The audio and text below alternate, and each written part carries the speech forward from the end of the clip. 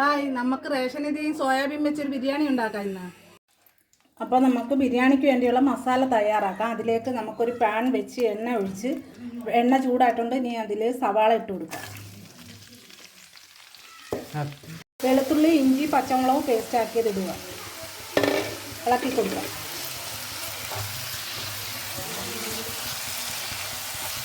നമുക്ക് മസാല ഇട്ട് കൊടുക്കാം.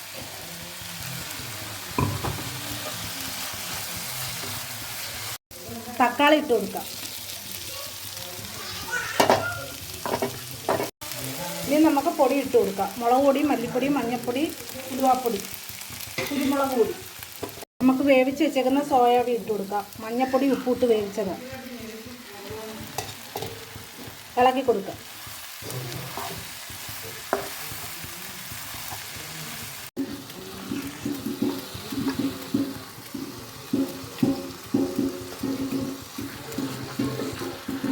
നമുക്ക് ദമ്മിടാം. അത് ഇച്ചിരി നെയ്യ് ഒഴിച്ചു കൊടുക്കാം. ഇനി നമ്മൾ മസാല ഇട്ട് കൊടുക്കാം.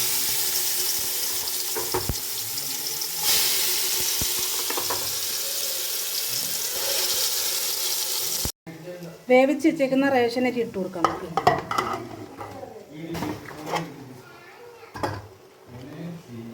ഇനി നമുക്ക് നെയ്യ് ഒഴിച്ചു കൊടുക്കാം.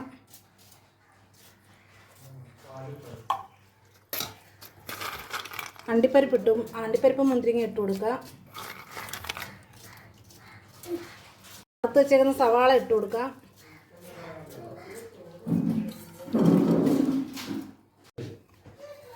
ഇനി മസാല ഇട്ട് കൊടുക്കുക. പൊടിച്ച് വെച്ചേക്കുന്ന മസാല.